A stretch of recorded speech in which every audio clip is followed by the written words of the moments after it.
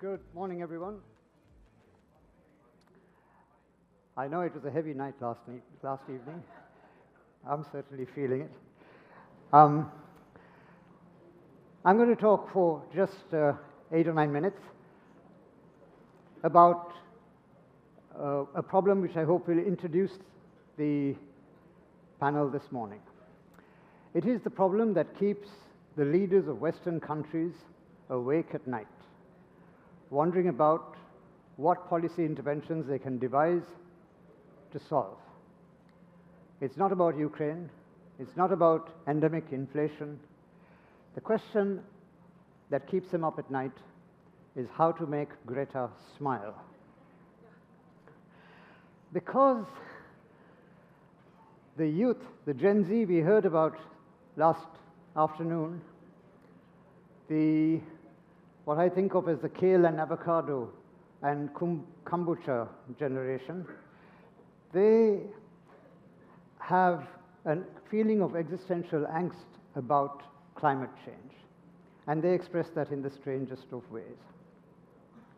And this has led to Western developed countries paying huge attention now to mitigation, to try and reduce the impact of climate change through reducing carbon emissions. The whole world is bought into this, but my question is, should the whole world buy into it? Because countries like the main tea-producing countries, Kenya, India, Sri Lanka, Vietnam, Indonesia, and so on, are already very low carbon emitters. Compared with the USA and Canada, we're trivial on a per capita basis.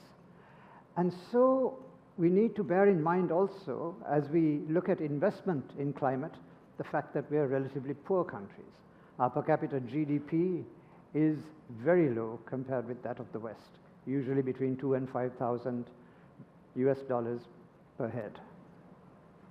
And so we need to think about the investments that we need to make in climate, bearing in mind that we can't replicate what Western countries do. Western countries, I'm taking the UK as an example, can halve their emissions even while growing their economies. GDP is going steadily up even as emissions are coming down because they have the capital, the reserves, the investment, the brains, the capacity to achieve this feat. For developing countries, our immediate needs are a lot more relevant. Because, for example, we know that by the end of this century, sea level will be about 2 feet, about 65 centimeters higher than it is now. This may not seem like a big deal until you think that many of our coastal areas and areas abutting estuaries in Sri Lanka, like this one in Panadura and pretty much the whole town of Matara, will have severe demographic issues as a result of this kind of change. So countries like us have to decide whether we will put money into resilience or into mitigation. And as always, the choice before this is money. Last year, the government came up with a plan to try and decide how to allocate resources. And the plan, unfortunately, looked at allocating resources almost entirely to the mitigation side, because that's where the global narrative is. That's where the international funders, the direct investment, the World Bank, the Asian Development Bank are. So even as we're looking at severe problems for our economies, including tea, which is set to shrink drastically, we have to think very carefully about how we divide our eggs between the two baskets. And up to now, the basket in which we have put most of the eggs, because of the narrative we are feeding into, has been the Western narrative of mitigation rather than adaptation and building resilience for our own people. This is a substantially important problem because we can't get our own people to message their governments in the same way that the Gen Z generation does by throwing soup onto paintings in national museums. So we've got to think of other strategies. Because in the stampede to please Gen Z, from 2015 onwards, Western governments made elaborate promises about how they're going to address climate change. And then, one after the other, they've been walking their promises back because they can't keep to the targets that they themselves have set. For example, Paris, 10 years ago, has not resulted in anything substantial for them. Last year, the Sri Lankan government came up with its own net zero plan. This looks at cutting the trend that we're seeing here for increasing emissions over the next 25 years to become something like this. But the budget the government came up with to do this is staggering. $430 billion over the next 25 years. That's about 20% of annual GDP every year for the next 25 years. And this in a country which finds it difficult to scrape together 3% of GDP every year for education or for health. So we have to think very carefully about how we allocate resources going forward, even as we try to satisfy greater. And one opportunity that stares us in the face, of course, is energy. It takes about 6 kilowatt hours to produce a kilogram of black tea. That's a lot of energy. It's about as much energy as you take to produce a kilogram of steel. Tea is very expensive in terms of energy, and most of the energy now in our countries is coming from biomass. It takes about 2 kilograms of biomass to create 1 kilogram of tea.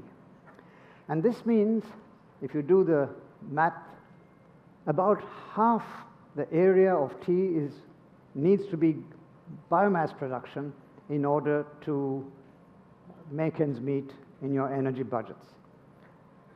To put it more simply, India, Sri Lanka, and Kenya have about 1 million hectares of tea together, and to produce that tea, we use up the equivalent of about 500,000 hectares of biomass forestry. But of course, this value chain has never been audited, so it's something that we can't really rely on.